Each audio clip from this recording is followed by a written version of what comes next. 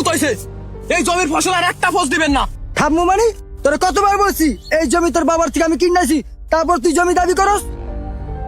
তুই যদি জমি দাবি করস তাহলে এই জমির কাগজপত্র দেখা। কাগজ দেখাও মানে? আমার বাপের জমি মানে আমার জমি, আজকের পরে তো এই জমিতে আর একটা ফস দিবি না।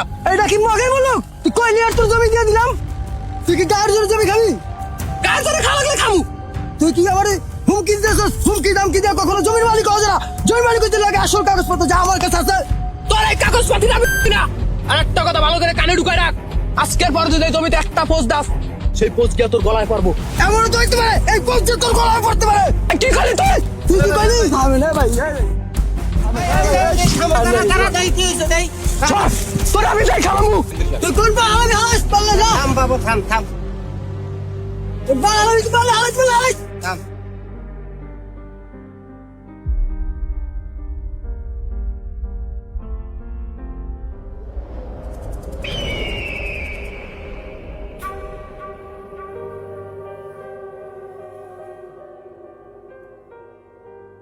আসসালামু আলাইকুম চেয়ারম্যান সাহেব। ওয়ালাইকুম আসসালাম, বসো। দোকানদার ভাই এক কাপ চা দেন তো। চেয়ারম্যান সাহেব, ওই উত্তরপাড়া আপনার জমির পাশে যে আমাদের যে জমিটা ছিল, ওই জমিটাতে সাদ্দাম তো অনেক ঝামেলা করতেছে চেয়ারম্যান সাহেব। ঝামেলা করতেছে মানে? হ্যাঁ চেয়ারম্যান সাহেব, ও তো ওই জমি দাবি করে। ও দাবি করলে হবে নাকি? জমির কাগজপত্র তো দেখানো লাগবে। হ্যাঁ চেয়ারম্যান সাহেব, ওর নাকি কাগজপাতিও লাগে না, ও গায়ের জোরে জমি দখল করতে চায়। কেন, ও কি এলাকার পাতি নেতা হয়ে গেছে? এমনকি চেয়ারম্যান সাহেব আমাকে হুমকিও দিছে। ও সাহস তো কম না। আচ্ছা তুমি যাও, আমি দেখতেছি। ঠিক আছে চেয়ারম্যান সাহেব, তাহলে আসি। আসসালামু আলাইকুম। ওয়ালাইকুম সালাম।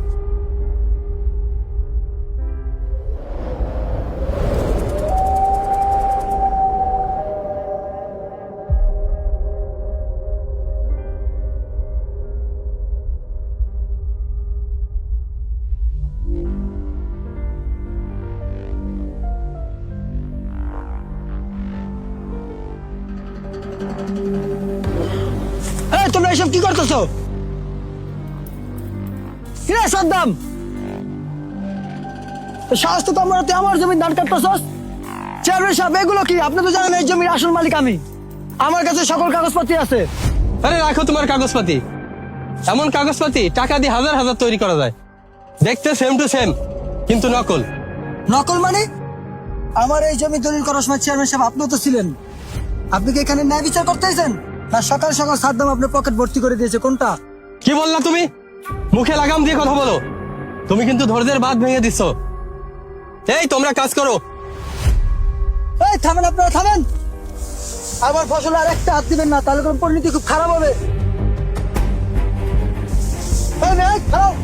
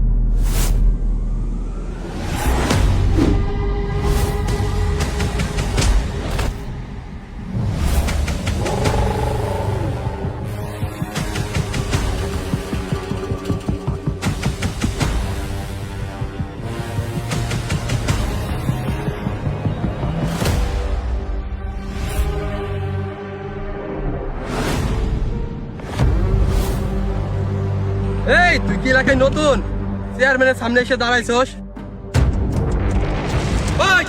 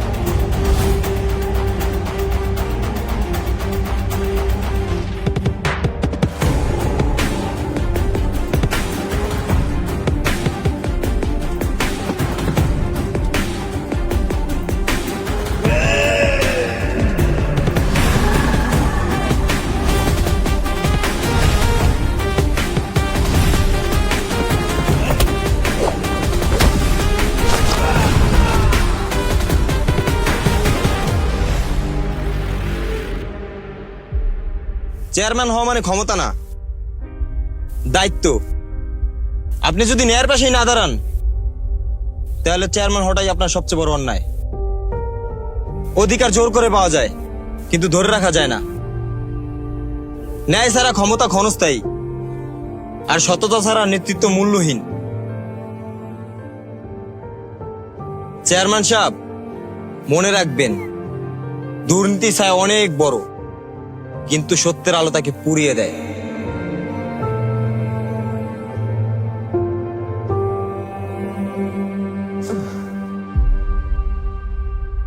চেয়ারম্যান সাহেব, আমার জমি